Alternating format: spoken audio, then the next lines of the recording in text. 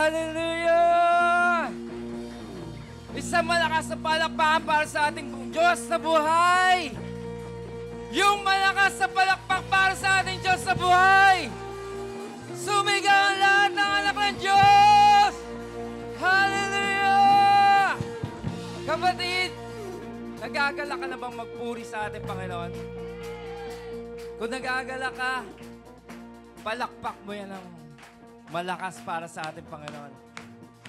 Are you ready, Church of Galangono? Woo!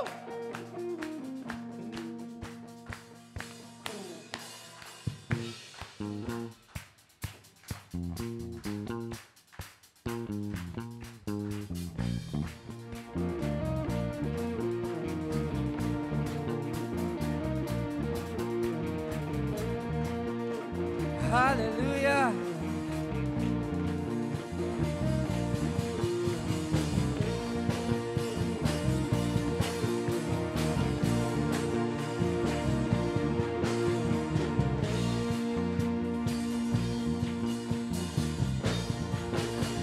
Hallelujah! Ang labi ko, O Diyos, sa'yo aawi. Yes, O Lord, ika'y papurihan sa kalangitan. Mga labi ko, O Diyos, sa'yo aawi. Ika'y papurihan sa kalangitan. Itaas ang ating mo. Aking kamay itataas ka, pangalan mo'y luwalhati. Pagkat ikaw, O Diyos, ay dakila. Come on, church! Napakasayang pagbigay papuri. Labis na galak nararamdaman. Pupurihin ka! Pupurihin ka sa bawat tutugan. Pupurihin ka sa bawat galaw. Hallelujah! Itataas ang ngalan mo magpakailanman. Sumigaw!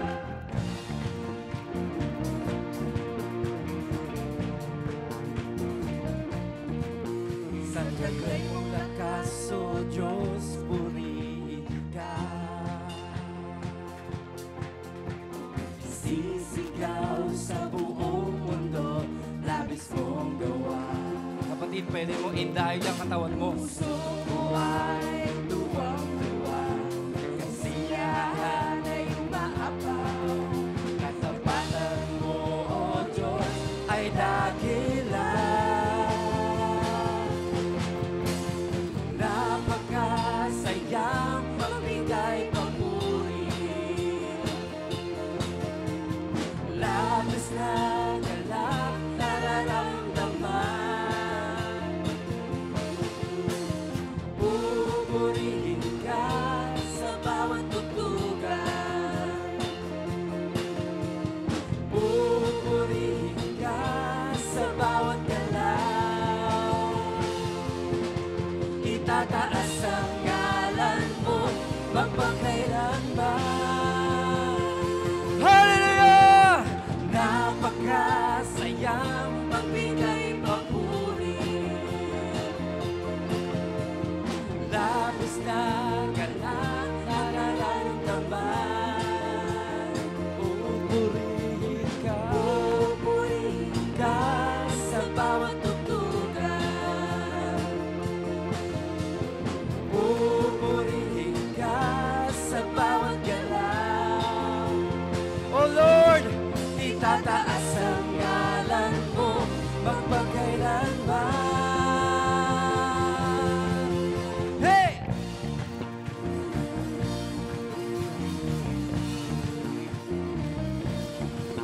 Sa taglay mong lakas, O Diyos, purihin ka. Isisigaw sa buong mundo, labis mong gawa.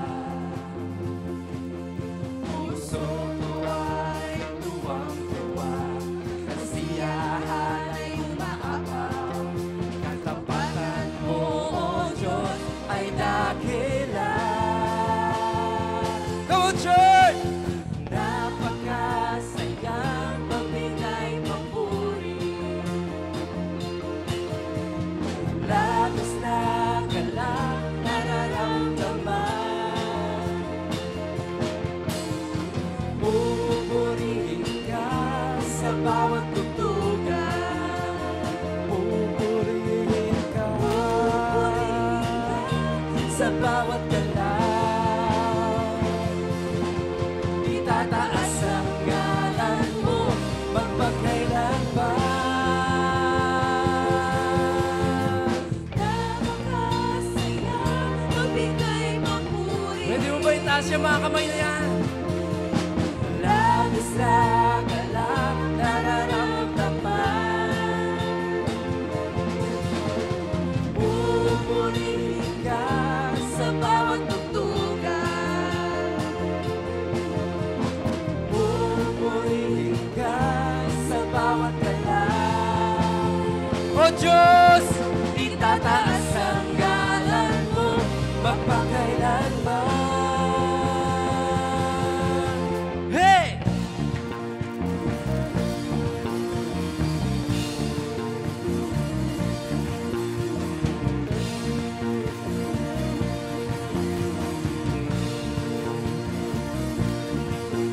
Yes, O Lord! Woo!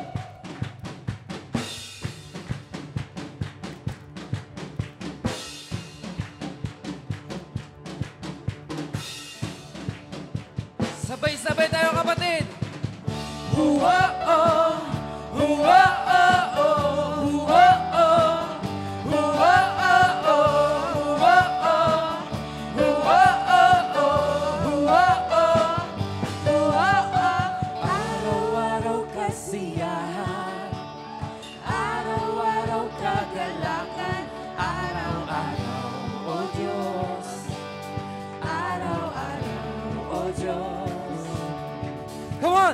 Araw-araw sa samahan, araw-araw di iiwan, araw-araw, O Diyos, araw-araw, O Diyos.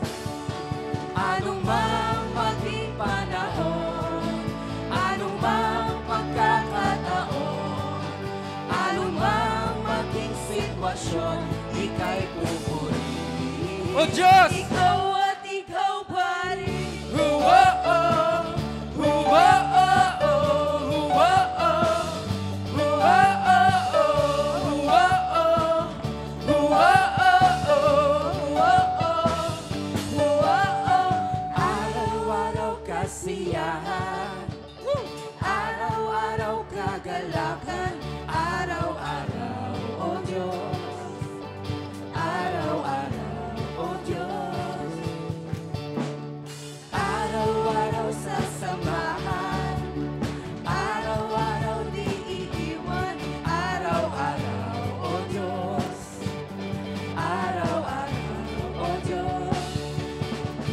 Anumang maging panahon, anumang pagkakataon, anumang maging sitwasyon, ika'y pupurihin. Oh Lord! Ikaw at ikaw pa Come on! rin. Hua-oh! Hua-oh! Hua-oh! Hua-oh! Hua-oh! Hua-oh! Hua-oh! Hua-oh! Pwede ba ipalakpak yan, kapatid?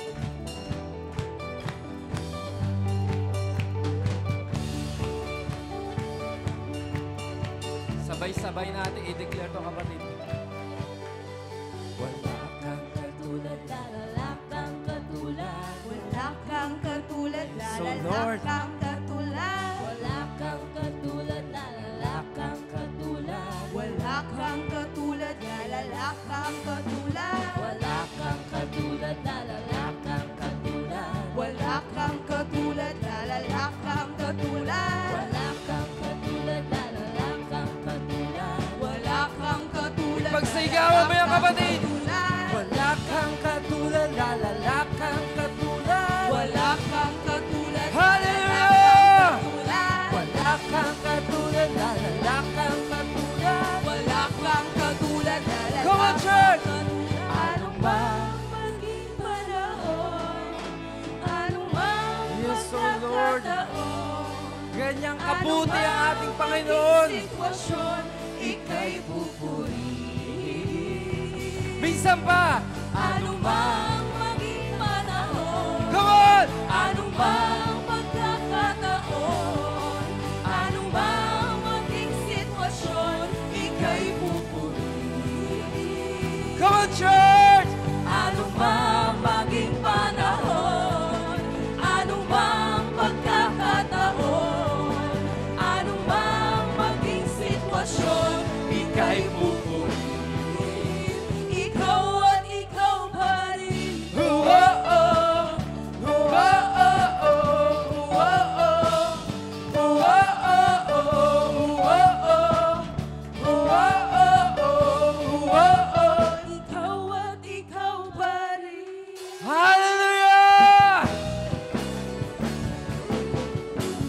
Ang lahat ng anak ng Diyos ay magdiriwang sa araw na ito. Amen!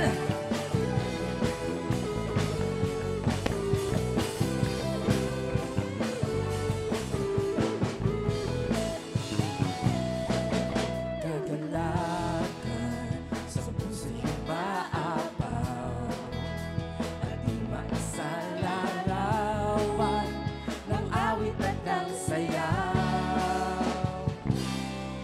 Sa aming buhay, ang dulot ay pag-asa. Sa paglinis ng iyong dugo, Jesus, mga pagkakasalay na patawad na. Pinagdiriwang namin ang iyong pagliligtas.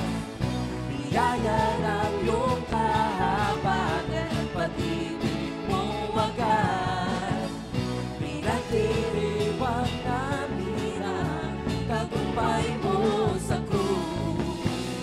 Pinagdiriwang ka namin, O Jesus. Salamat, O Diyos! Hallelujah!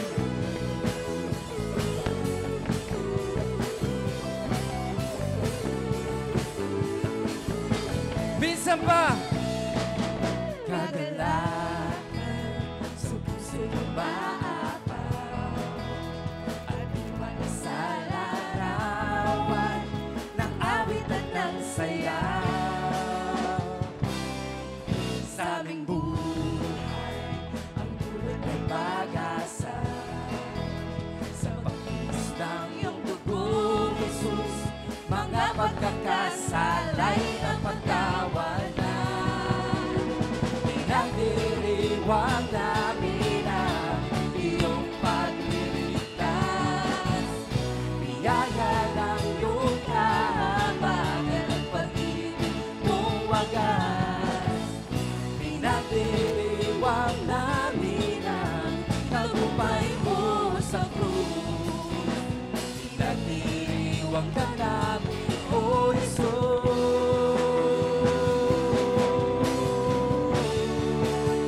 Pinagdiriwang ka.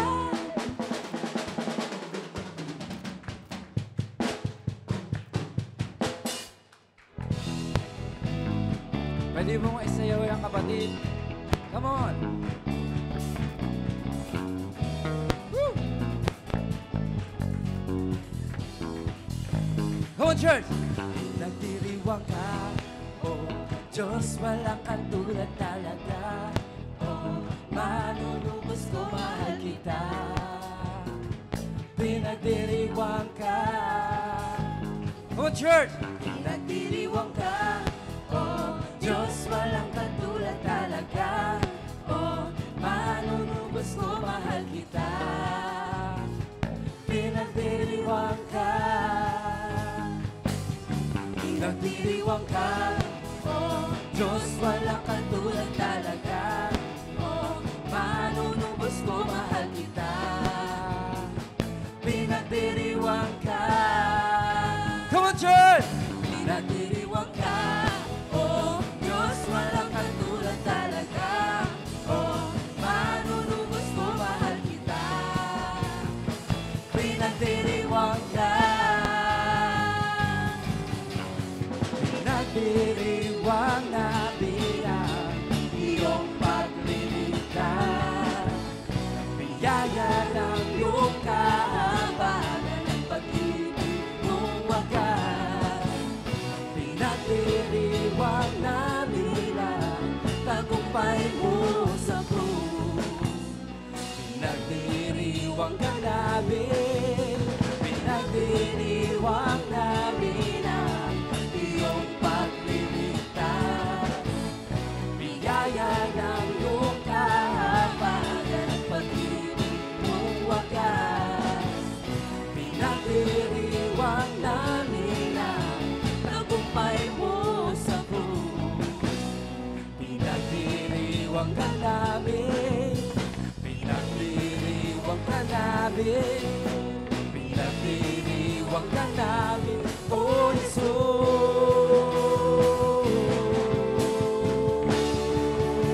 Nagdiriwang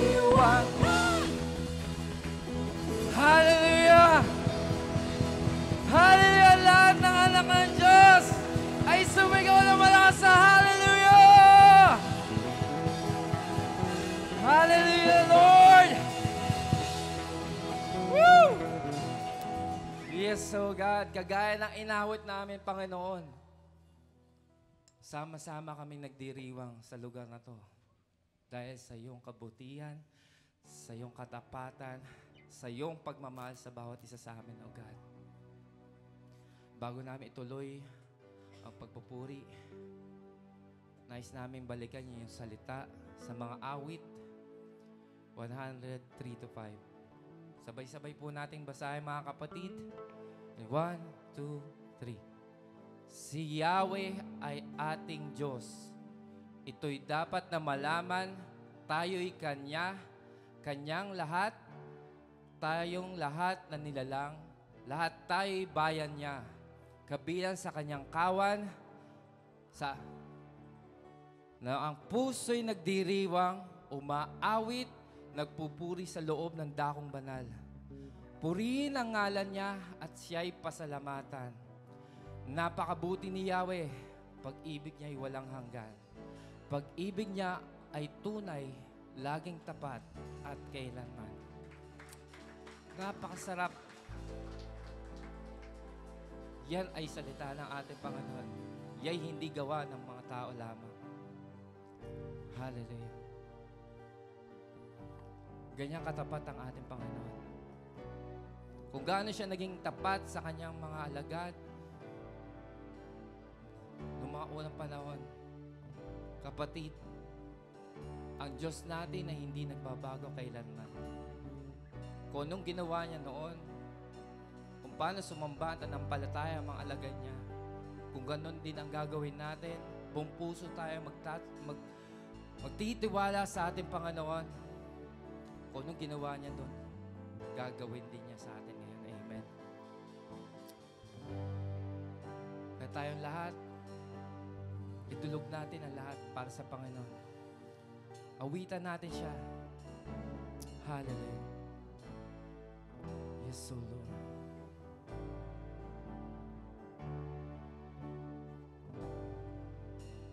Katapatan mo, Diyos, tunay at dakila.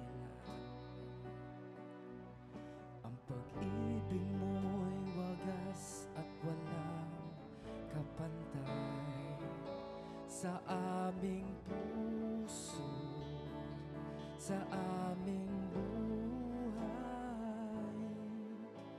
Papurit pagsamba, iaalay. Bukas noon, ngayon, magpakailanman, luwalhatiin ka. Katapatan mo, Diyos, tunay at dakila. Kapatid, ang pag-ibig mo'y wagas at walang kapantay sa aming puso, sa aming buhay. Papurit pagsambay, iaalay. Bukas noon, ngayon, magpakailanman, luwalhatiin ka. Panginoon, kay buti mo sa akin. Ikaw lamang, ikaw lamang ang tangi ko sasambahin. O aawitan ka, aawitan kita at pupurihin.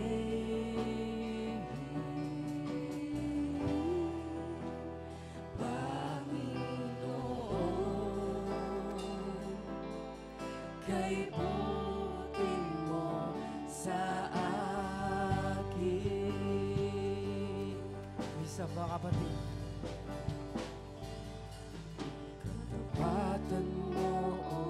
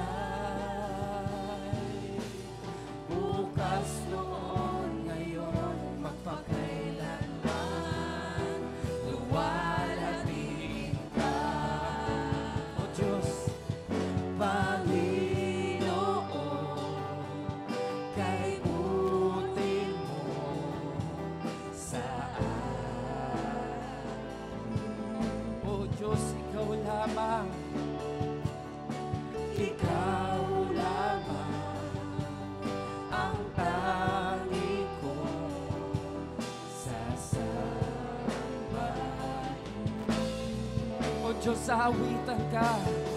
Aawitan kita at pupurihin,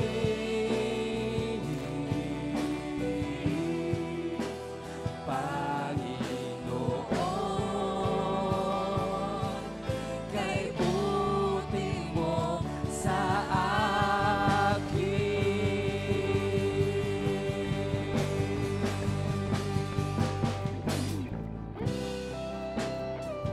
So God, Panginoon, napakabuti mo.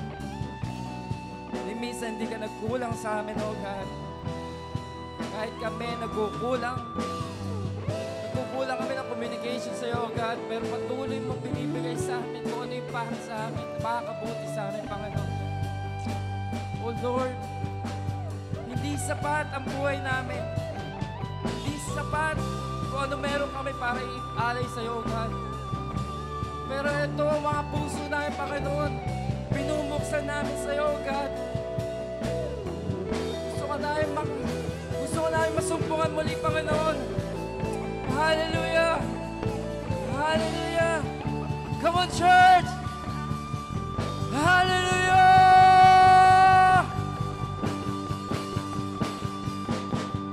Aawitan kita at pupurihin,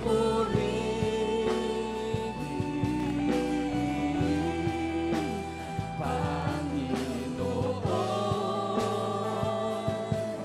kay buti mo sa akin. Aawitan kita, aawitan kita at pupurihin,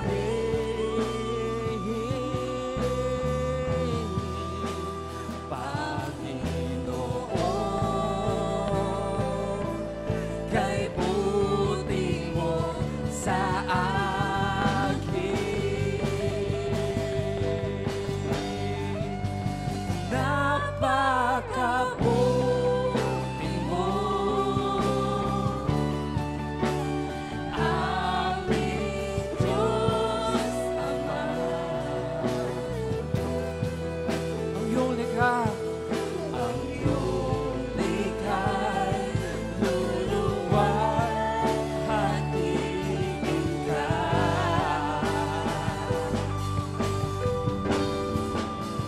Napakabuti mo, di ka nagbabago.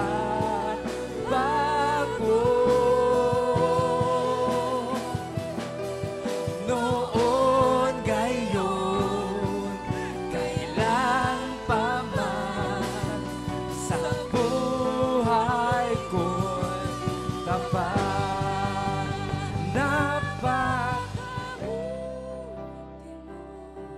Pwede mo ba sabihin niya sa ating Panginoon? Aming Diyos Ama.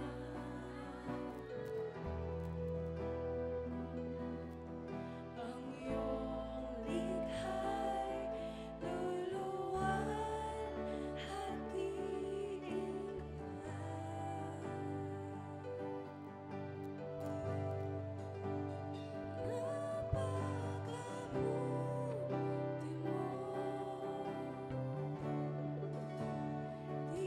ka.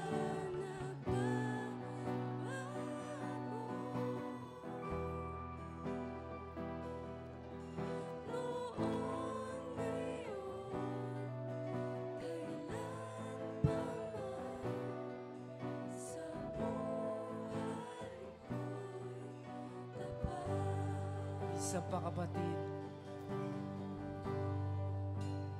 Napakabuti mo. Kung mabuti, kung naranasan mo ang kabutihan ng ating Panginoon sa buhay mo, kapatid, pwede mo bang itaas yung mga kamay na yan? Pagkiklaim mo, kapatid,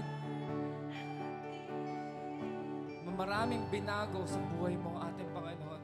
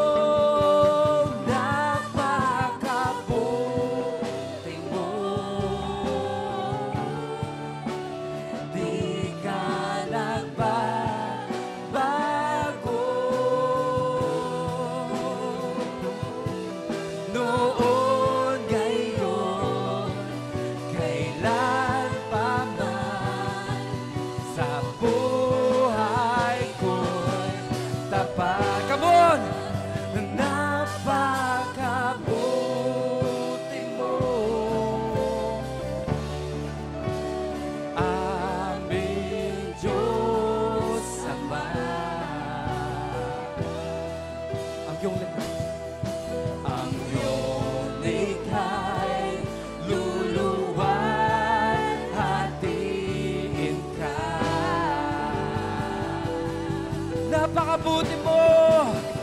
Napakabuti mo. Di ka nagbabago.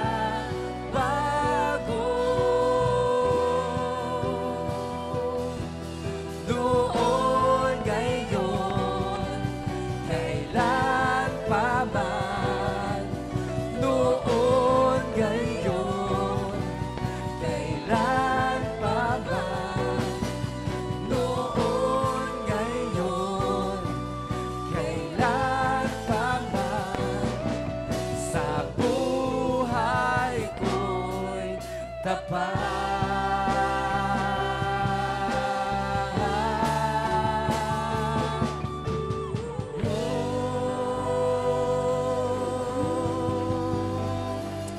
Hallelujah. Come on, church.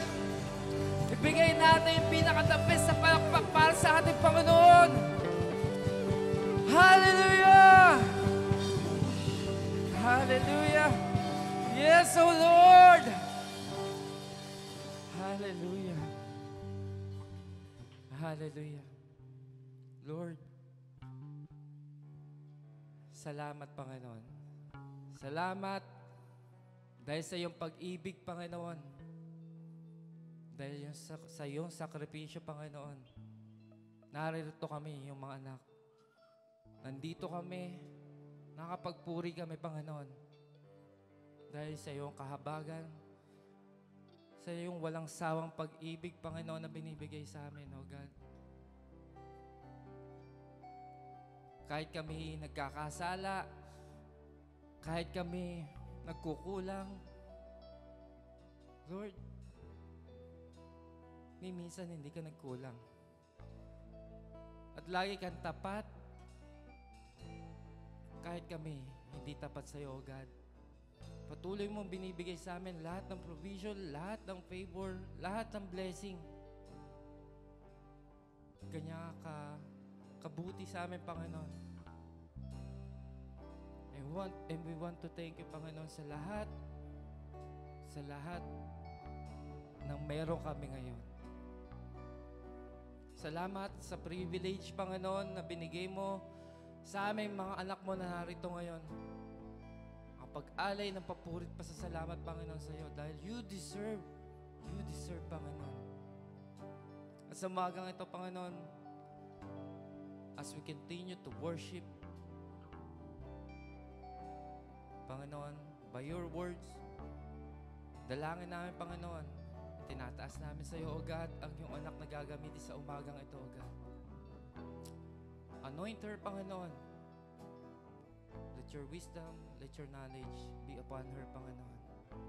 Nang iyong salita, Panginoon, na gustong mong ibigay sa amin sa umagang ito, through her, Panginoon, ito'y maging buhay na salita. Natitimo sa aming mga puso, Panginoon, na lahat ng maririnig namin, masakit man o hindi, pagtuturo man to, Panginoon, tatanggapin namin to ng buong buo, God. Dahil alam namin, Panginoon, ang iyong salita ay kailanman ay hindi nagiging walang kabuluhan sa buhay namin, Panginoon. Let your will be done, Panginoon, sa araw na to, sa umagang ito.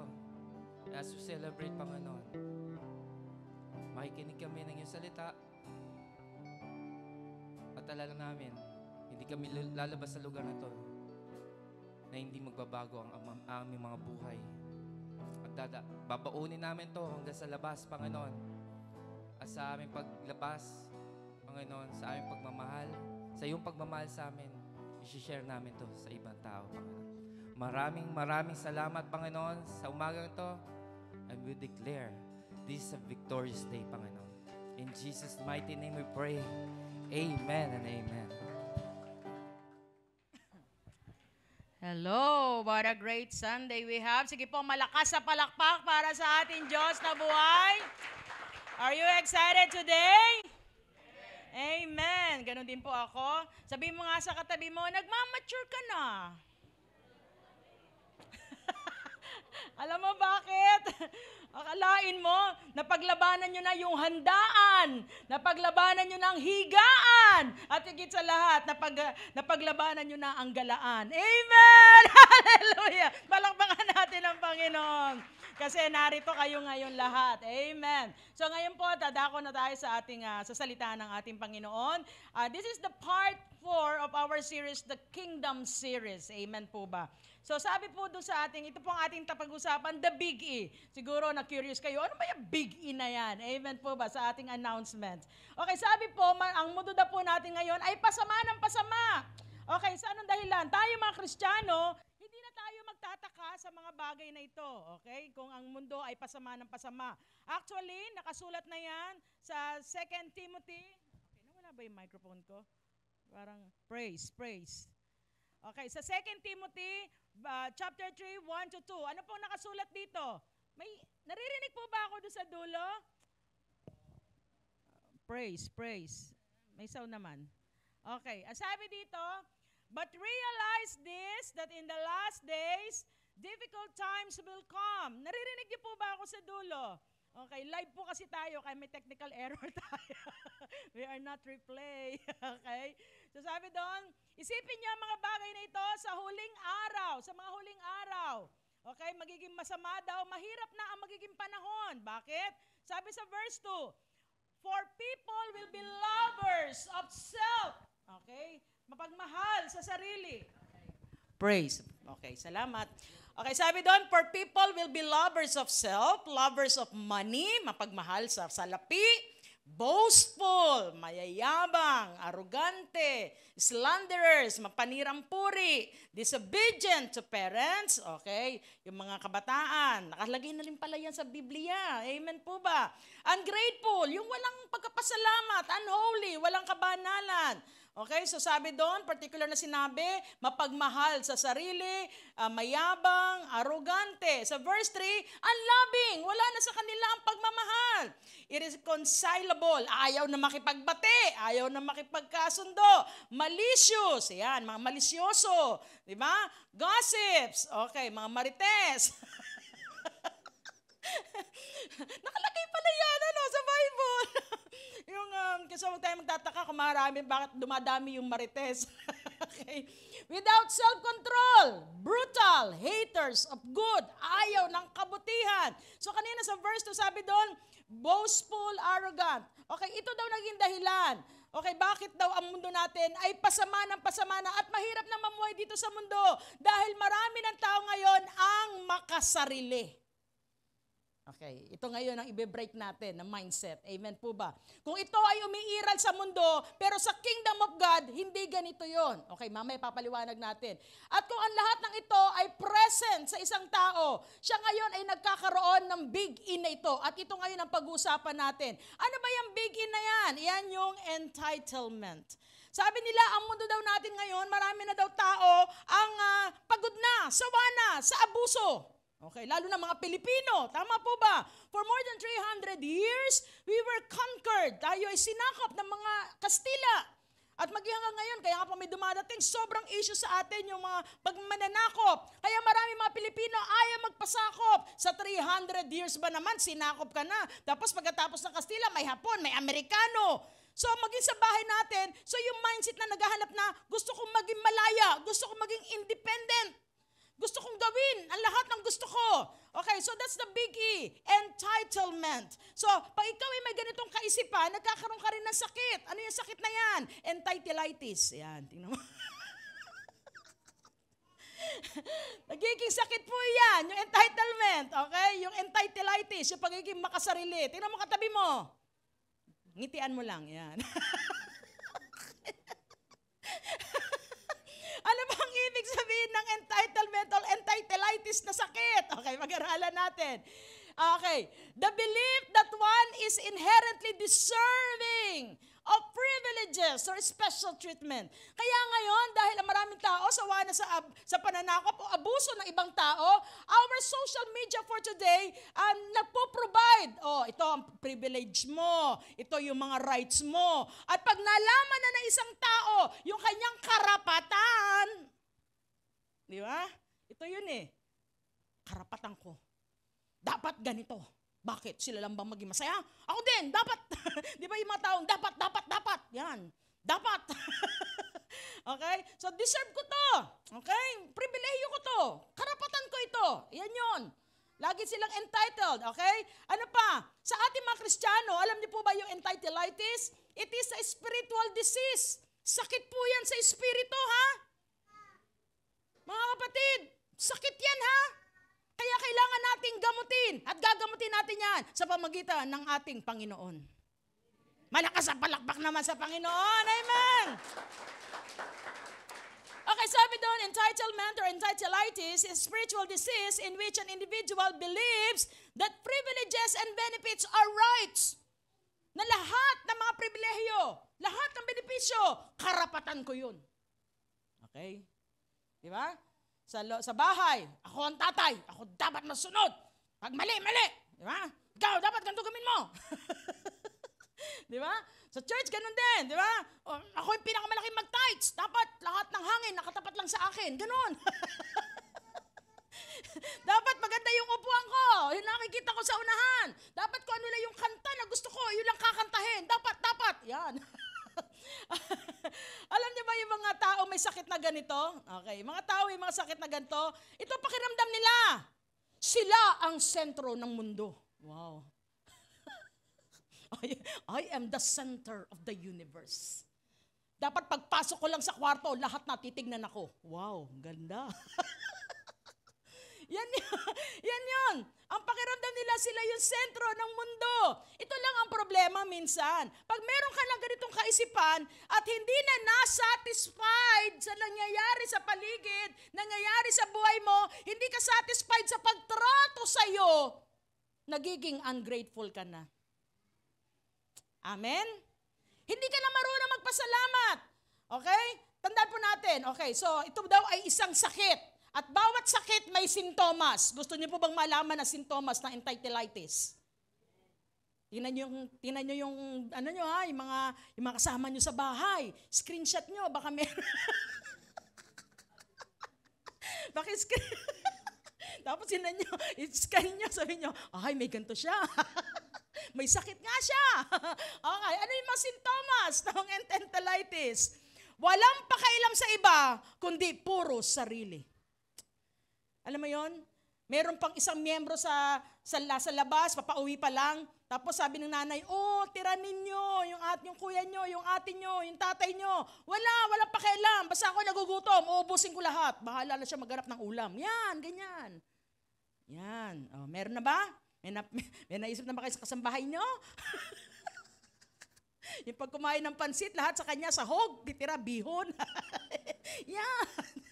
Okay, walang iniisip kundi sarili. Okay, ano pa? Laging pinagmamalaki ang sarili. Hindi naman sa pagmayayabang, lahat ng natatanaw mo, akin yan eh.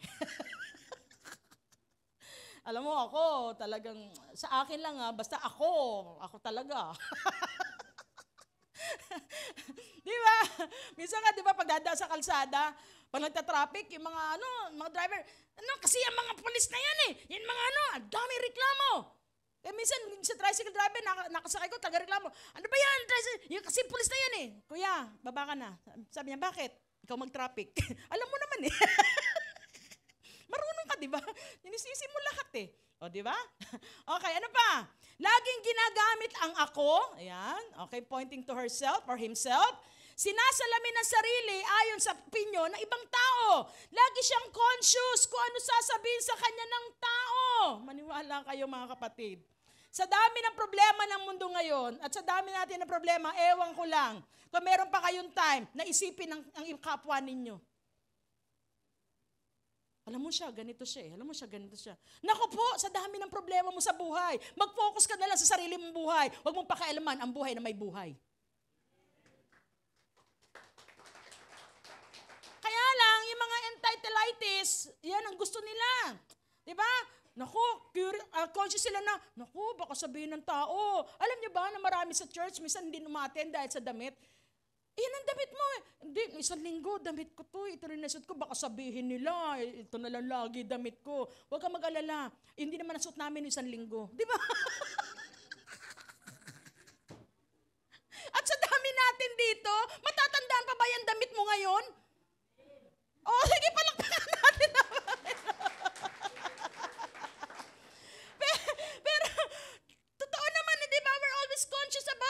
problems, kung ano sasabihin o opinion ng ibang tao.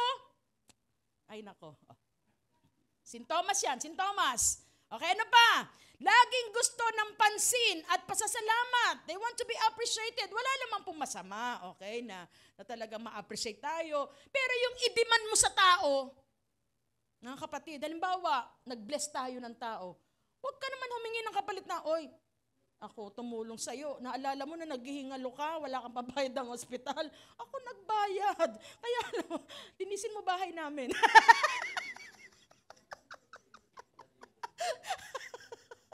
Alam mo yan? yung lahat ng ginagawa, gusto niya may kapalit.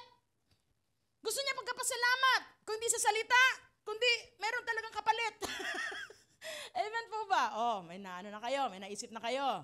Huwag titingin sa katabi, huwag titingin. Okay, pang-anim. Walang believe sa iba, kundi sa kanya lang sarili. Alam mo kung ako ang presidente, kung ako lang ito gagawin ko eh. Alam mo kung ako si mayor? Alam mo kung ako pastor dito? Lahat ng late, pagsasaraduhan ko. Ikakandado ko na yan. Tapos lahat, kailangan mag-tights. Lahat, pag hindi nakapag-tights, pag hindi absent, papadala ko yung sobre. Kung ako o, diba?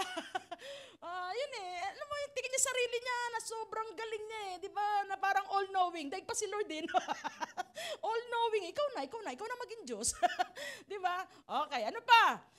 Mainggitin at lagi nagsiselos. Alam mo, yung anak ko, top 1. Sip-sip kasi sa teacher. Alam mo, yung asawa ko, na-promote, nadagdagan na sweldo. Dahil kasi nagdadala ng pagkain sa boss. Alam mo yun, yung laging may komento na yung ayaw na lang maging masaya sa kapwa niya. Yan. Kakalungkot, pero this is happening. Na pag, ito daw ang uso sa mga Pilipino, di ba? Sa Japanese kasi, ano yun yung mentality nila, pag may umaangat, lalo nilang tinutulak pataas. Sa mga Pilipino, crab mentality. Pag may tumataas, hinihilang pababa. At hindi lang pababa, tatadyakan pa hanggang maglupasay. Magdusa ka. Yan, ganyan. Saka papanood ng TV, papanood ng pelikula ni Sharon Cuneta. Babangon ako, dudurugin kita. Wag lang yung ibalot mo ako. Okay. Ang init. Nainitan na ako ngayon. Okay, ano pa? St. Thomas, nagagalit kung siya ay pinupuna. Ayan. Ano yung pag kinokorek? Hala ka, ba't ganyan? Ba't may tigyawat ka? Isa lang naman. Bakit? Hala, ayoko na lumabas. Di ba? Lahat nakafocus sa sarili, okay? Ano pa? Naghahanap ng pagrespeto galing sa iba. Yung sinasabi ko, nagdi-demand. Iba yun ikaw mismo, nang nirerespeto ka ng tao dahil alam nila yung karakter mo, pero yung iba respeto nyo ako dahil ako, mayaman ako. Respeto nyo ako pinakamayaman dito. Respeto nyo ako dahil akong leader nyo. Okay, noong last week pinag-aralan natin yan about respect and honor. Amen po ba? And then, hindi mapagbigay at makasarili. Alam mo yun, pag naagawan, parang aso na naagawan ng buto. Hindi ba? At kita natin yan. Visible yan na nangyayari sa ating paligid. Amen. Minsan sa maliliit lang na bagay. Pag naagawan, pag nakuhanan, sobrang galit na nawawala na yung isip. Okay? At ganito yun. So, ang mundo, sa mundo, ganyan ang lakaran. Pagiging makasarili. Ang pagiging makasarili, tandaan po natin, mga kapatid, tandaan po natin. Ang taong pinakamasaya dito sa mundo ay ang mga taong mapagbigay. Pero yung mga taong mararamot at makasarili, ito yung pinakamalungkot na tao sa buong mundo. Kasi nga wala nang ibang inisip, para inisip na nila ang mundo ay umiinog lang sa kanya. Lahat, na parang pag pinansin sila ng tao, akala nila sila lagi pinag-uusapan. Hello! Hindi ganon. Kasi sa kingdom mindset, iba. Ang turo sa atin, be grateful by counting, paano tayo magiging pagkapasalamat? Para mawala, unti-unti yung entitleitis na yan. Kailangan, sa bawat araw na tayo gigising sa umaga, magpasalamat tayo. Amen, sa ating Panginoon. Maliit o malaking blessing, magpasalamat tayo. Ang sabi doon, be grateful. Paano tayo magiging grateful o mapagpasalamat? By counting your blessing. Pasalamat ka. Buo ang pamilya mo. Malusog ang mga katawan ninyo. Hindi ba? Meron kayo ng mga pangangailangan. Sa araw-araw, napapag-aral mo mga anak mo. Amen? So sabi doon, and do not compare yourself to others. Minsan ito ang masakit eh. Kaya tayo ay nalulungkot. Kaya tayo ay laging frustrated. If we're trying to compare ourselves to others. Mga kapatid, lahat ng nilikha ng Diyos may kanya-kanyang lugar at may kanya-kanyang function. Tingnan ninyo ang araw. Ang araw sisikat siya pag-araw. Ang buwan pag-gabi. So meron silang tamang time. Maging sa mga halaman. May halaman na pang lupa, may halaman na pang tubig. Iba-iba yan. Kaya ikaw hanapin mo yung tamang lugar mo. Dahil yung tamang lugar, doon ka pagpapalain ng Panginoon. Don't you ever compare yourself to others. Kasi individual ang dealing sa atin ng Panginoon. Dahil alam ni Lord kung paano ka magiging masaya. Alam ni Lord kung paano kanya palalakasin, papatatagin. Amen po ba? But don't you ever compare yourselves to others. Sa mukha pa lang, iba na tayo. Tingnan mo katabi mo. Gusto mo ba kamukha mo siya? Tingnan mo. Sasabihin mo, bakit siya? Lord, iba na lang. Diba? So kung paano iba-iba yung mukha natin, ganun din. Iba-iba ang disenyo natin at iba-iba ang plano ng Diyos sa bawat isa sa atin. So don't you ever compare yourself to others. Having a positive perspective, para magpasalamat, maging positibo tayo sa lahat ng nangyayari. Hindi sa habang panahon, ganyan ang kalalagayan mo, lalo na pag meron kang Diyos na handang tumulong sa iyo. Amen. Sige, palakpakan natin ang Panginoon. At higit sa lahat, paano tayo magpapasalamat sa Diyos? Isipin natin, lahat na meron tayo ay biyaya lang ng ating Panginoon. Sa isang iglap, pwedeng mawala. Kaya wala tayo ipagmamalaki, mga kapatid. Amen. At lahat ng yan, may plano ang Diyos. Bakit binigay sa iyo? Sa Acts 17:28, in Him we live, we move, and have our being. Kung bakit tayo nabubuhay, nakakapagtrabaho, lahat na gagawa dito sa mundo, at kung anong meron tayo, utang natin lahat yan sa ating Panginoon. Hallelujah. Okay, ngayon, ang kingdom mindset, para magawa natin to, lagi tayo magpasalamat. We have to surrender your rights to God. Sabi doon sa mundo, puro karapatan. So kung ano man ang karapatan mo, lahat yan, isuko mo sa ating Panginoon. Diba? Sino po dito ang gusto magkaroon ng buhay na relax? Buhay na maayos? Buhay na mapayapa? Alam nyo, yung buhay na parang paggabi matutulog ka, mahimbing na pagtulog. Hindi dito, sa bahay nyo. Wag dito ha, wag dito. Diba? Yung buhay na pag ano talagang gusto matulog, himbing na himbing ka, ito lang ang sikreto mga kapatid. You have to surrender all the rights. Kung ano man ang karapatan na iniisip mo na meron ka, ipagpaubaya mo yan sa ating Panginoon. Amen po ba? Ngayon, sabi doon, surrender your rights to God until nothing is left for you to be anxious about. Kung tinanggap mo ang Panginoon at kinikilala mo na siya ang hari ng buhay mo, naalala niyo yung dati kong shinare, yung Unstoppable Kingdom, di ba sa mga dito sa mundo, yung pinapamahalaan ng hari at reyna, sisiguraduhin niya ang health mo, happiness mo, well-being mo, lahat yan maayos. Kasi nagre-reflect yung kanyang leadership. Ayaw niya na sa kanya nasasakupan ay merong mahirap, nagdurusa. Ganun lalo, dito sa lupa lang yun. Higit sa kingdom ni God. Kaya lang, ang kailangan lang, matuto tayong sumuko at magpaubaya sa ating Panginoon. Kailangan lamang pagharian tayo ng ating Panginoon. Amen. So paano natin gagawin yan? Ang sabi doon sa Mark 8:34. Sabi doon, pagkatapos tinawag niya ang mga tao, pati na ang mga tagasunod niya, at pinalapit sa kanya, sinabi niya sa kanila, ang sino mang gustong sumunod sa akin ay hindi dapat unahin ang Yan ang turo sa ng Panginoon at sa kanyang mga disipulo. And if you consider yourself as part of God's kingdom, ito daw dapat ang ating kaisipan. Hindi natin uunahin ang ating sarili. Dapat ay handa niyang harapin kahit ang kamatayan, alang-alang sa pagsunod niya sa akin. Sa verse 35, sapagkat ang tao naghahangad maligtas sa kanyang buhay, ay mawawala nito. Mga kapatid, ito sinasabi ng Panginoon, kung ipagdadamot mo ang buhay mo sa iyong Creator, sa Panginoon, tiyak mawawala sa iyo yan. Ngunit ang tao nagnanais mag-alay ng kanyang buhay alang-alang sa akin at sa magandang balita ay magkakaroon ng buhay na walang hanggan. Sabi sa verse 36, ano ba ang mapapala na isang tao kung mapasa kanya lahat ang bagay dito sa mundo, pero mapapahamak naman ang kaluluwa niya? Mga kapatid, tandaan po natin, tayo, ang tao, binubuo yan, 3 components. 1 Thessalonians 5:23. Ang sabi doon, tayo daw ay may espiritu, may kaluluwa, at katawan. Maraming tao ang lagi nakafocus sa kanyang physical na katawan lang. Dito sa earthly body. Kaya nga minsan, ang ating buhay, ang ating panahon nauubos. Sa paghahanap kung anong ating susutin, kung anong ating kakainin, kung anong ating iinumin.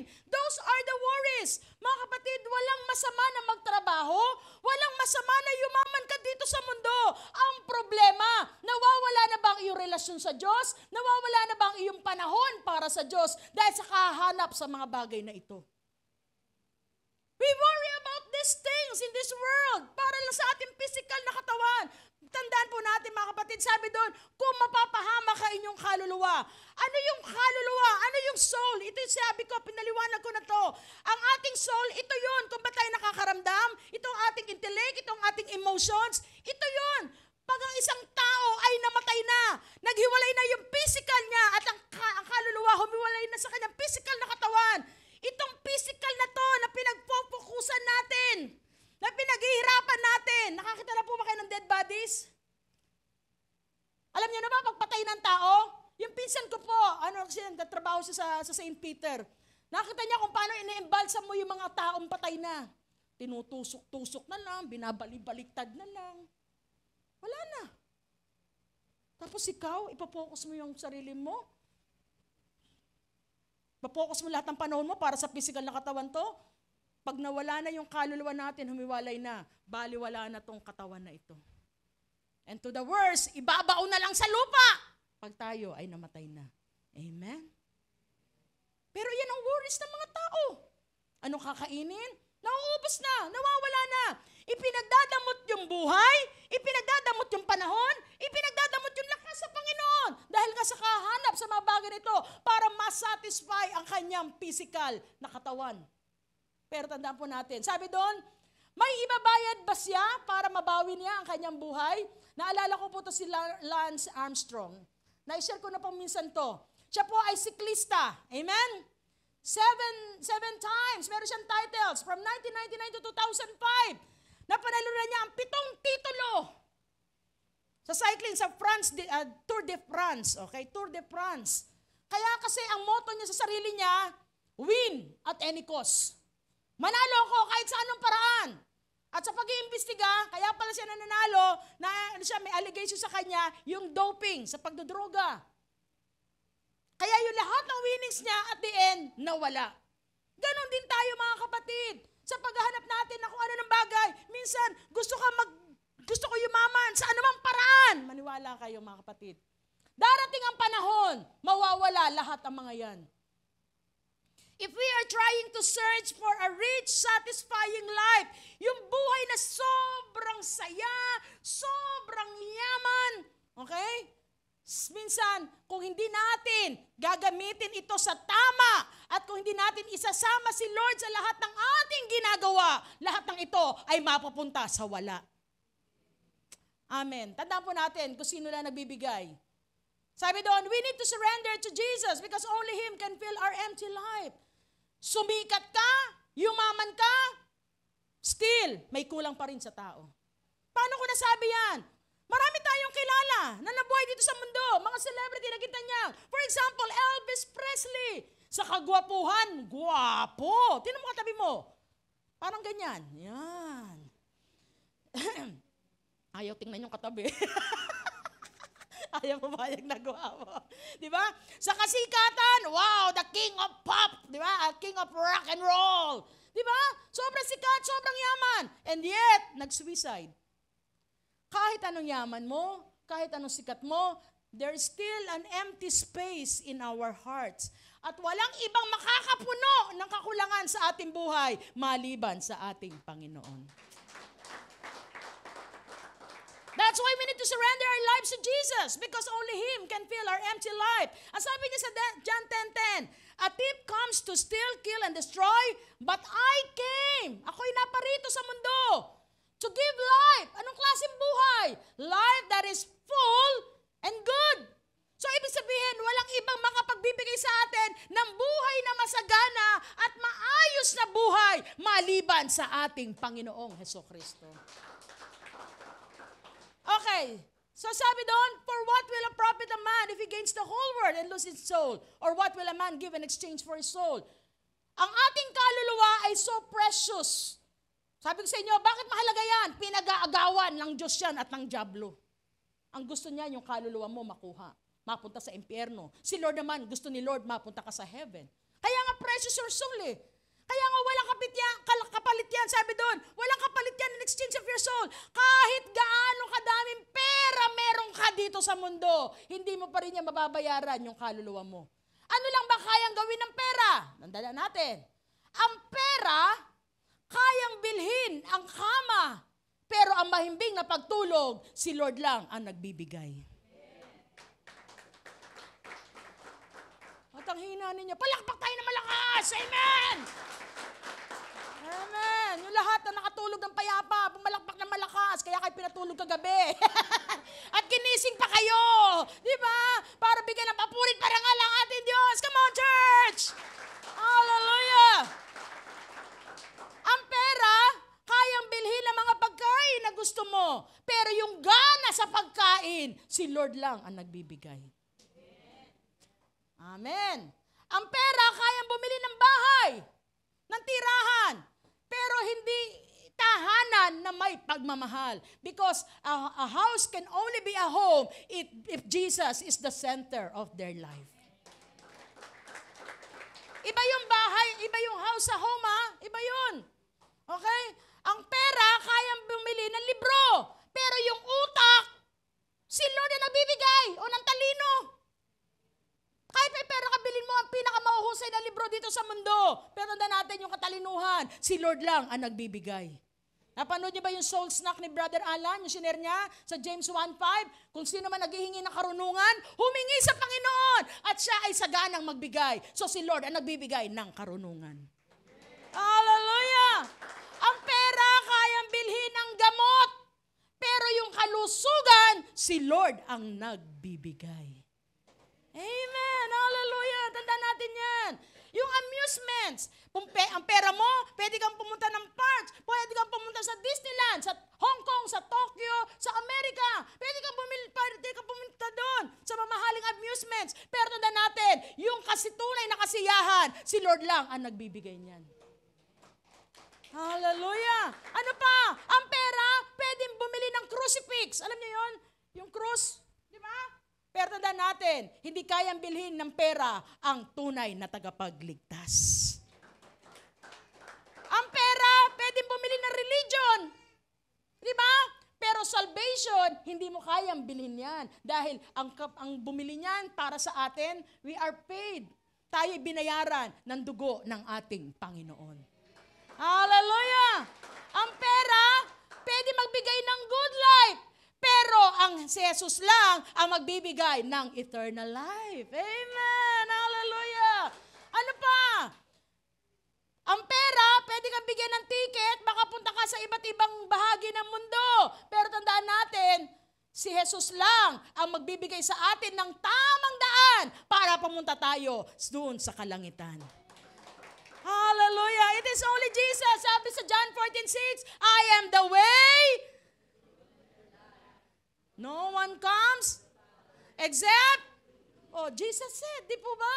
Kaya nga mga kapatid, nothing will satisfy our soul except Jesus. Kaya we need to surrender our lives. Okay, ngayon, ang tanong, Paano ba natin madidipit? Paano ba talaga tayo gagaling sa entitelitis? Okay? So, paano natin ididipit yan? Big E na yan. So, to defeat the big E, we need the big D. Wow, yan ang tanong. Ano yung big D naman yan? So, kung yung E, entitlement o entitelitis, ano naman yung big D na yan? Para magamot daw tayo. Ito po iyon. Sabi sa Mark 8:34, and he summoned the crowd together with his disciples and said to them, if anyone wants to come after me, he must, again, take up his cross and follow me. Yung big D pala, deny yourself. Kailangan, kalimutan mo ang iyong sarili. Amen? Ano ibig sabihin ng kalimutan? Yung mamatay ka para sa sarili mo. Anong ibig sabihin ng denying yourself? Okay. Meron isang kwento, may nag-share sa akin isang pastor. Sabi ko, pastor, ano yung mamatay ka sa sarili mo? Ewan ko, siguro narinig ito, paulit-ulit na siguro itong, para sa bago, okay, para sa bago. Kung narinig nyo na to, okay lang. A reminder, sabi niya, tinan mo, pag pumunta ka sa burol, di ba, may patay. Sa burol, sino pinag-uusapan?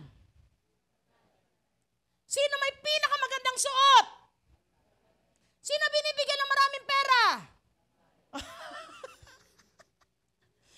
Pag sa libing na, sino sinusundan ng maraming tao? O, di ba? Alam niyo ba, yung mga taong patay na sa sarili, ito ang mga magaling na leader, mahusay na leader. Kasi pag patay ka na sa sarili mo, hindi mo naisipin kung ano sinasabi sa iyo ng tao. Hindi mo naiintindihin kung ano opinion ng ibang tao tungkol sa iyo. Hindi mo naisipin na, hindi mo isipin na ikaw ang pinakamagaling, kundi ginagawa mo lahat ito sa ikabubuti ng lahat. Iyan yung mga taong patay na sa sarili. Amen? So deny yourself. Ngayon, paano to? Okay, sabi doon, so 8:34, deny himself. So ano bang ibig sabihin ng deny himself? Okay, pag-aralan po natin ito. Ano po? Okay, bago po yung verse 34, meron po munang nangyari sa verse 27 up to 31. Ito yon. Sa verse 27 ng Mark 8, nagpunta si Jesus, okay, went out along with his disciples to the village of Caesarea Philippi, and on the way, he questioned his disciples. Tinanong niya yung mga alagad niya, sino ako para sa inyo? Sabi ng Panginoon, tinanong niya mga disipulo, sino ako sa pagkakilala ninyo sa akin? Okay? So verse 28, as may nagsabi, kayo po si John the Baptist, kayo po si Elias, kayo po ay isang propeta. Okay? Kaya lang, nung tinanong ng Panginoon si Pedro, okay, and he continued questioning them, but who do you say that I am? Okay? Sabi niya, sa ibang tao, yun ang pagkakilala nila. Na ako'y propeta, na ako si John the Baptist, pero kayo, bilang aking tagasunod, at marami kayong nakita at naranasan sa akin, sino naman ako para sa inyo? At sumagot si Pedro. At sagot ni Pedro, you are the Christ. Wow. Si Pedro lang ang nagsabi noon, at tama naman siya. Kung babasahin natin ng John 20:30-31, totoo naman, Jesus Christ, the Son of God. Diba? Siya daw talaga yung reflection of the true God. Ngayon, tandaan po natin. Sa Matthew 16:17, ito rin po yung nangyari. Kaya lang may kasunod yun. Nung sinagot ni Pedro na, kayo po si Kristo. Alam niyo ba, sabi ng Panginoon Jesus, blessed are you, Simon Bar-Jonah. Flesh and blood did not reveal it to you, but my Father who is in heaven. Ano sabi niya? Nung sinabi niya, kayo po si Kristo. Ang sabi ng Panginoon Jesus, mapalad ka, Pedro. Hindi pinapahayag kung kani-kanino, pero pinapahayag lamang yan ng Ama. At sa'yo, pinahayag. Aba, alam niyo ba kung ano naging dating ngayon kay Pedro? Nung sinabi siyang, pinagpala ka, Pedro. Para ngayon, parang ang piling ni Pedro, wow, big time pala ako, sa akin lang pala pinahayag ng Diyos Ama na si Jesus ay Kristo. Kaya nga, okay, tinan nyo ha, nung verse 31 hanggang 32, sinabi, nagpatuloy ang Panginoon, sabi niya, and He began to teach them that the Son of Man must suffer many things and be rejected by the elders and the chief priests and the scribes and be killed, and after 3 days rise from the dead.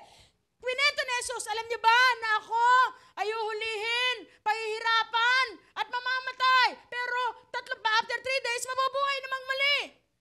And he was stating the matter plainly. And Peter took him aside and began to rebuke him. Sino daw nag-rebuke kay Jesus? Pambihira. Nung sinabihan lang ni Jesus sa Matthew 16 na, Peter, mapalad ka, pinahayag sa iyo ng ama ko. At tungkol sa akin, ako'y si Kristo. Aba, lumaki ang ulo. Pati si Jesus, nirebuke na. Sabi niya, numaring niya, Jesus, halika muna dito. Halika dito. Ano may pinagsasabi mo?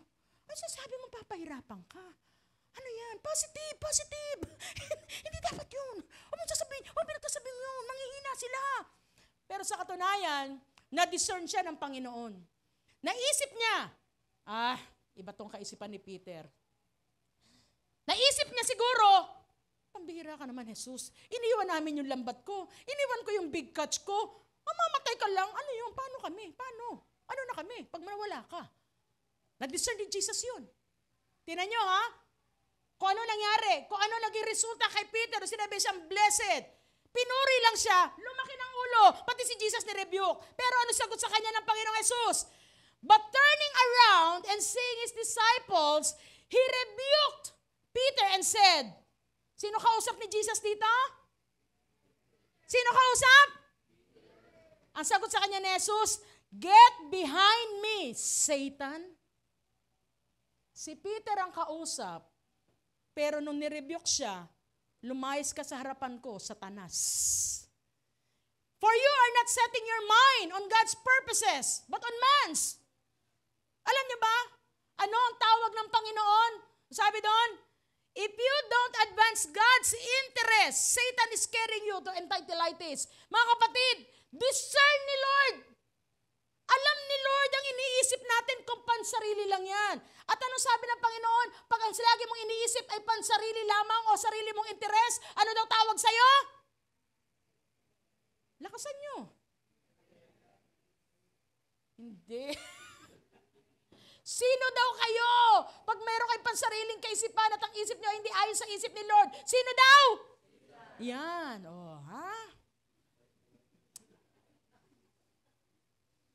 Pag laging sarili iniisip, kapatid, alam ni Lord kung bakit ka pumupunta dito sa church, ba't ka lumalapit sa Kanya. Alam ni Lord kung bakit ka naglilingkod sa Kanya. Bakit ka pumupunta dito sa church? Kasi nakakahiya kay kumari eh. Kasi nakakahiya kay pastor eh. Naku, nakakahiya sa mama ko eh. Pag di ako pumunta sa church, wala akong baon bukas. Yan. Pupunta sa church, maghahanap ako ng maganda. Baka may mga jowa. Hindi ba? Alam na alam ni Lord ang isip at puso natin. Kaya nga huwag kayo magtataka kahit every Sunday nandito tayo, baka kapatid, i-check natin. Bakit nga ba tayo pumalapit at naglilingkod kay Lord? It is for God's interest or our own interest? Tandaan natin, ang sabi ng Panginoon, ang sino man lumalapit sa Kanya ng buong puso, iyon ang kanyang diringgin sa panalangin. Ang sabi sa Hebrews 11:6, yung may pananampalataya na kanya kinalulugdan at naghahanap sa Kanya ng buong puso. At talaga nagtsatsaga naghanap sa Kanya. Sa kabila na marami siyang problema, inuuna niya si Lord. Then, God will reward you. Pero pag pansariling interes lang yan, kapatid, alam ni Jesus yan.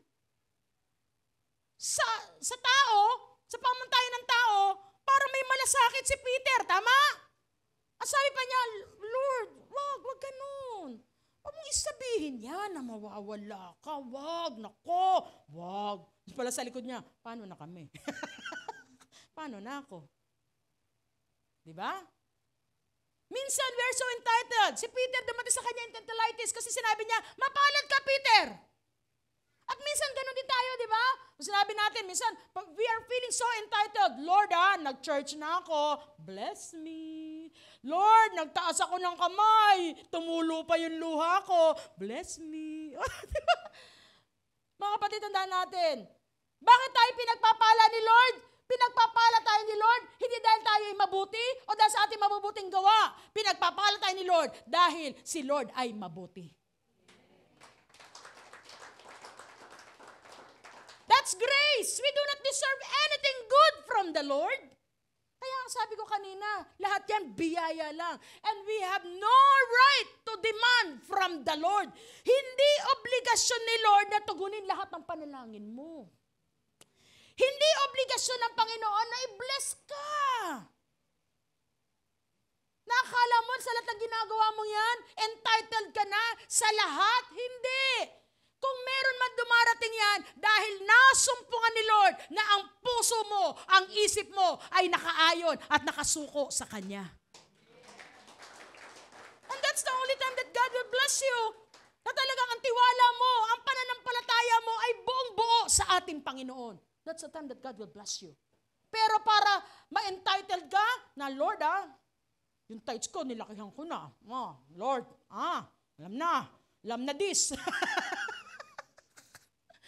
Pero naniniwala ako sa isang mapagpasalamat na tao dahil alam ko, kung kilala mo si Jesus at alam mo lahat ng kanyang ginagawa at ginawa sa iyo, lahat kaya mong ibigay, pati buhay mo. Sige, palakpakan natin ang Panginoon. So what is kingdom mindset? Not I. So it's not about us. It's all about Jesus. Ano man meron tayo, lahat yan ay dahil lang sa ating Panginoong Jesus. Wala tayong karapatan na mag-demand sa Kanya. Kasi nga kung tinuturing mo siyang hari, hayaan mo siya ang gumawa at kumilos sa buhay natin. God knows everything in our lives. Alam niya kung anong pagkukulang mo. Alam ni Lord ang kahinaan mo. Alam niya pinagdadaanan mo ngayon. Pero still, God has one promise to all of us. I will never leave you and I will never forsake you. From denying ourselves, sabi doon pagdi-deny, ang ating example, malakas ang loob na sabihin ng Panginoon na deny yourself. Bakit? Siya mismo ang example about denying ourselves or Himself. Sabi din sa Filipos 2:5-6, dapat maging katulad ng kay Kristo Jesus ang pananaw nyo, ang kaisipan natin. Kahit na nasa kanyang katangian ng Diyos, hindi niya tinuring ang pagiging kapantay ng Diyos bilang isang bagay na dapat panghawakan.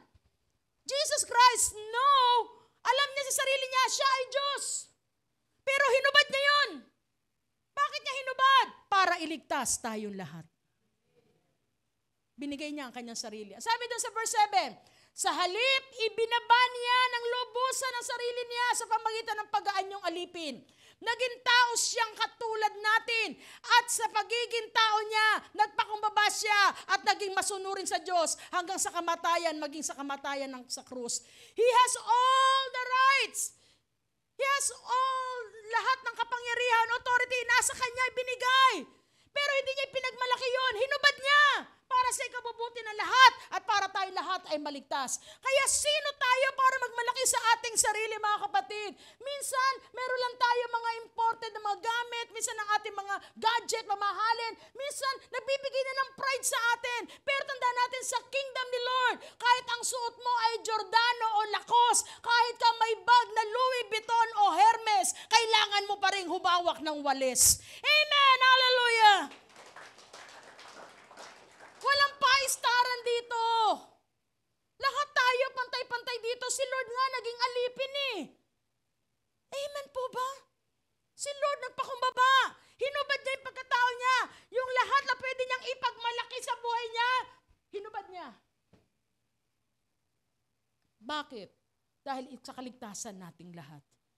At sabi doon, lahat hanggang kamatayan, sumunod siya, naging masunurin siya.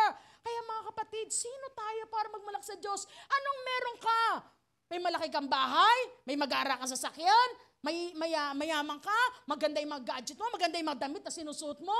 Sapat na ba yan? Ipagmalaki natin sa ating sarili na tayo ay angat sa iba? At maging makasarili na tayo? Hindi na tayo makakahalubilo sa iba? Mga kapatid, si Lord, lahat ng comfort ng heaven, iniwan niya para makasama ang tao. Mas lalong nakakahanga ang mga tao, di ba? Yung mapagpakumbaba, na talagang maalaman mo, napakasimple niya, sa pananamit, sa panalita, may paggalang. Tapos nalaman ng mga tao, alam mo, pag napunta ka sa bahay nila, alam mo, ano pala yan? Taas pala ng pinag-aralan yun. Pero grabe siya makitungo sa mga tao, no? Hindi ba? Kahit hindi magdemand na respeto yung taong yun, respetuhin siya. Bakit? Dahil sa kanyang humbleness. Sige, palakpakan natin ang mga... At ito yung pinakamasarap na kasama sa mundo. Yung mga taong walang alam mo yun? Yung walang mga arte-arte sa katawan. Di ba? Hindi na sabihin, ano yun? Ba't ganyan? Ayok. Yung katabi yan, ayok. Di ba? Alam nyo, kaya nga sabi ni C.T. Studd, if Jesus Christ denied himself for being God, then no sacrifice can be too great for me to make for him. Ang sabi ni C.T. Studd, alam ko kung ano ginawa ng Panginoon. Hindi siya naging makasarili. Iniwan niya, hinubad niya pagiging Diyos niya para sa akin. Sinakripisyo niya ang lahat para sa akin. Kaya ako naman, ano ba naman yung mga bagay na pwede ko isakripisyo sa Kanya? Wala. Kahit ano hingin ni Lord sa akin, kaya kong ibigay dahil kilala ko ang aking Panginoon. Hallelujah. Sige, palakpakan natin na malakas sa Panginoon. Kaya nga kung anong meron ka, kung ano tayo ngayon, lahat yan utang natin sa ating Panginoon. Kung hingin sa'yo ni Lord ngayon yan, anak, yung talino mo, pwede ba gamitin mo sa akin? Mag-share ka naman. Anak, pwede ba yung skills mo, ang ganda ng boses mo eh. Pwede ba, magpagamit ka naman. Are you willing? Wow, dahil magandang boses eh. I mean naman. Di ba? Alam natin kung anong meron talent sa binigay sa atin ni Lord. Iyan ba naman, ipagdadamot mo pa? Ano pag sinabi ni Lord? Yung time mo, panahon mo, yung resources mo, pag inutusan ka ni Lord, ibibigay mo ba? Minsan may sa akin, nag-challenge yung pastor, lahat na meron tayo, kaya natin ibigay sa Lord, ibigay mo. Tapos yung may nagsabi sa akin na, yung relo mo, in Jesus' name. Ni-review ka. Di ba? Minsan ganun tayo eh, kung ano yung may value sa atin, paano pag iyan ang hiningi sa'yo ng Panginoon? Naalala niyo si Abraham? Sino hiningi ng Panginoon kay Abraham? Si Isaac symbolizes yung binavalue mo, yung pinapahalagahan mo, at minsan ito yung test sa atin. Kung talaga nagsasubmit ka sa Panginoon at sinabi ni Lord, at pag hiningi sa'yo ni Lord yan, kaya mo bang ibigay yan? Pero tandaan natin, nung sumunod si Abraham, ano nangyari sa kanya? Higit siyang pinagpala, and he became the father of all nations. Amen! Hallelujah! Alam niyo bang may blessing sa lahat na mapagbigay? Alam niyo? May isang kwento. May isang lalaki, and this is magtatapos ako. May isang lalaki na pumasok sa restaurant. Wala pang tao, tapos umupo siya. Naghintay siya. Sabi niya, sir, sige, binigyan niya yung order sa waiter. Tapos ang tagal na, mga 15 minutes, 30 minutes. Tapos may pumasok na isang grupo. Tapos tinitingnan siya. Sabi niya, parang kanina pa yung na yan, iniinom lang tubig. Tapos pinagtatawanan na siya. Kasi dumating na yung order ng mga maraming grupo, na kumakain na sila, tapos tinitingnan siya, sabi niya, tingnan mo siya, tagal-tagal na, nakaupo pa rin, tubig pa rin ang iniinom. Ano kaya yan? Kung ako yan, sabi nung isa, kung ako yan, magrereklamo na ako. Sabi ko, kanina pa ako dito Kaya lang siya, nakaano lang siya, pangiti-ngiti lang siya. Tapos, biglang lumapit yung waiter sa kanya. Sabi niya, sir, salamat po sa paghihintay Sensya na po, matagal. Sabi niya, bakit po? Kasi alam mo ba, pagsilip ng aming pinaka-chef, nakita ka, kilala ka pala niya. Kaya alam mo, dinagdagan pa yung mga pagkain na ihahain sa'yo. At yung pinakamasarap, ang niluto niya para sa'yo.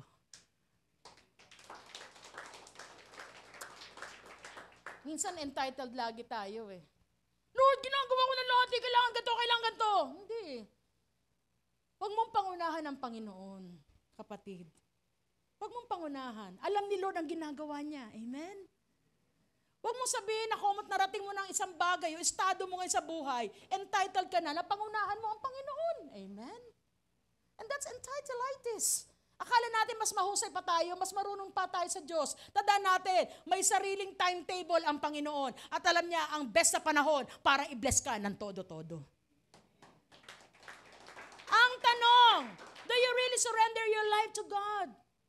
Talagang handa ka na bang i-deny ang sarili mo, mga kapatid, tandaan po natin. If we keep on seeking for our own satisfaction in our own ways, doon nagiging magulo ang buhay ng isang tao.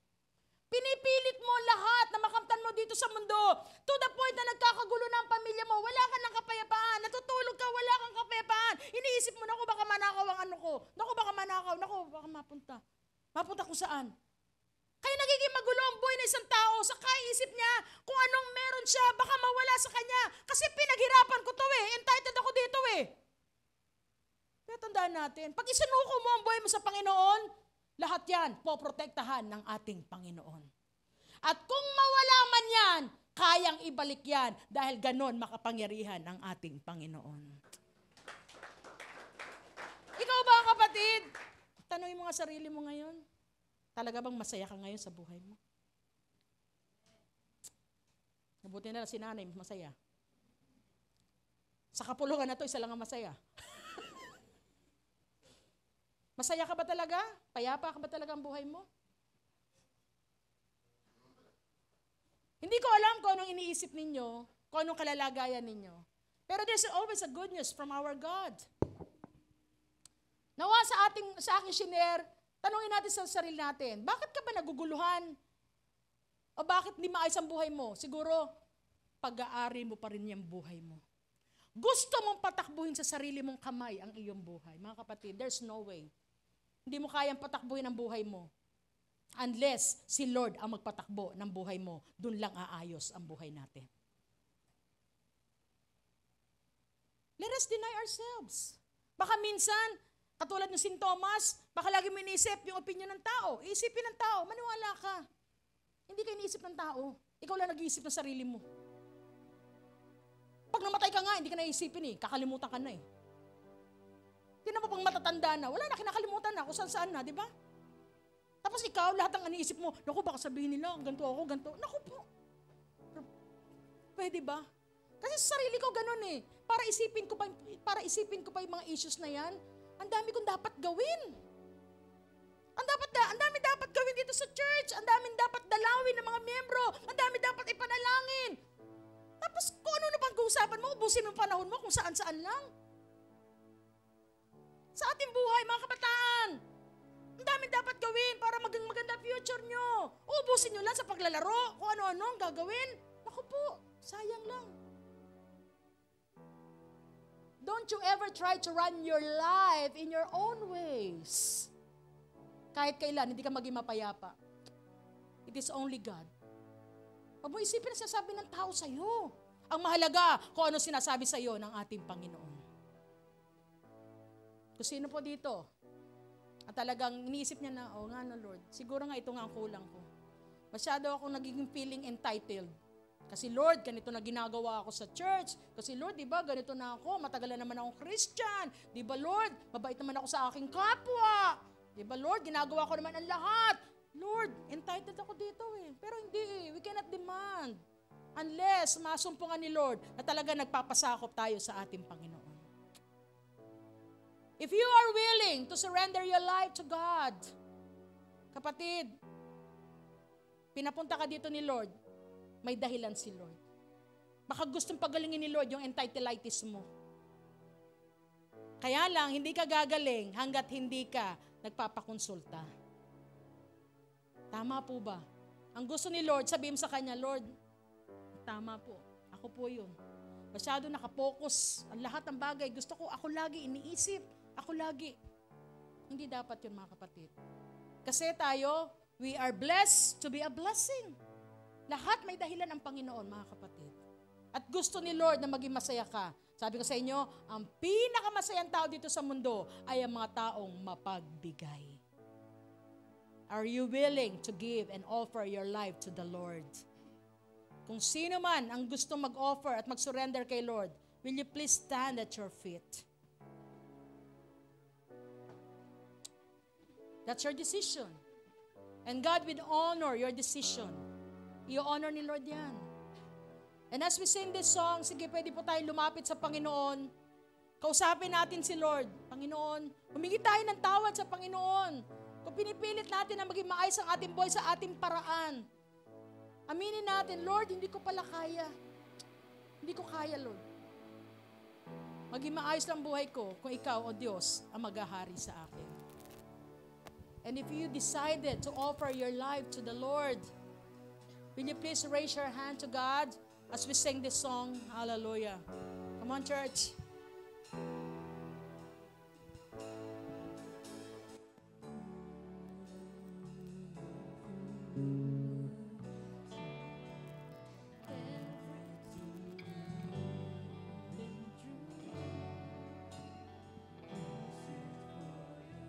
Sige, yung handang mag-surrender ng buhay niya sa Panginoon.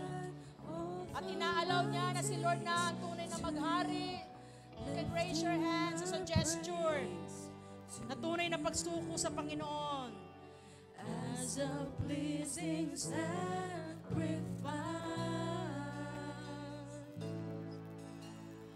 Lord, I offer you my life. Gusto mo maging maayos ang pamilya mo? I-surrender mo kay Lord yan. Gusto mo maging maayos ang trabaho mo? I-surrender mo kay Lord yan. Gusto mo maging maayos ang negosyo mo? I-surrender mo kay Lord yan. Gusto mo maging maayos mga anak mo? Itaas mo kay Lord yan. Come on, church. As a gesture. Huwag ka mahiya. Kung ano man ang nire-request mo ngayon. Baka yan lang gusto makita ni Lord sa'yo. A total surrender of your life to the Lord. Lord, I offer you my life. Come on, church. Let us worship. Things in the past, things yet unseen, wishes and dreams that are yet Kung ano man ang mga ambisyon at pangarap mo sa buhay mo, sa pamilya mo, sa anak mo. all of my Kapatid, si Jesus lang ang magbibigay katuparan niyan. Come on, let us surrender everything to the Lord. As we sing this song. Hallelujah. Lord, I offer my life to you. Everything I've been through, use it for your glory. Lord, I offer my days to you, lifting my praise to you as a pleasing sacrifice. Come on, ipakita natin. Lord, I As we offer approach you the throne my of God. Lord, I offer my life to you. Everything I've been through, use it for your glory. Lord, I offer my days to you, lifting my praise to you as a pleasing sacrifice. Lord, I offer you my life. Panginoon, narito ang iyong mga anak na nakataas ang mga kamay.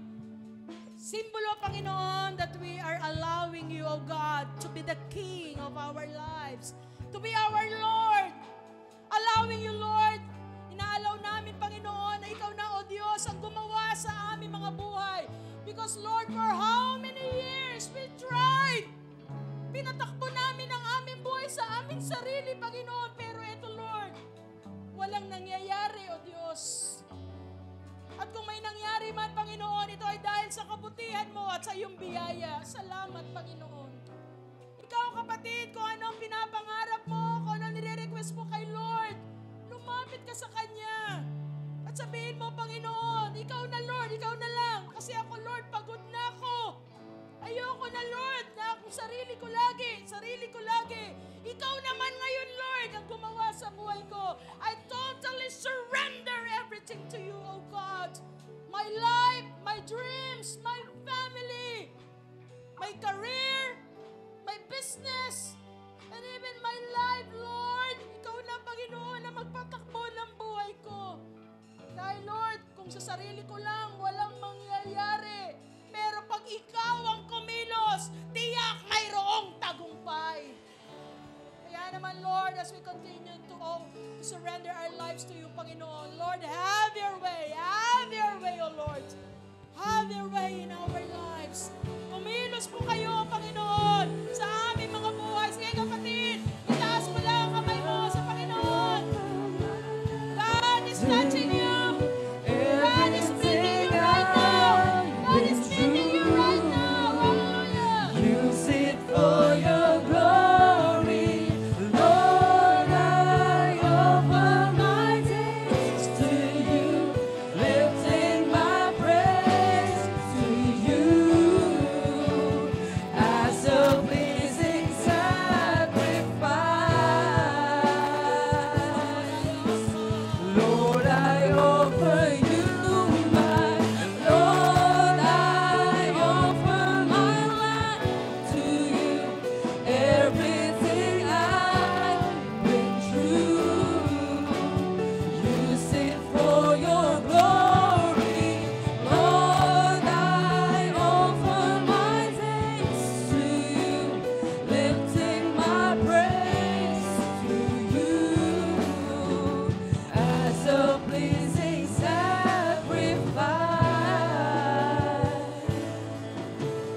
Lord, I offer you my life.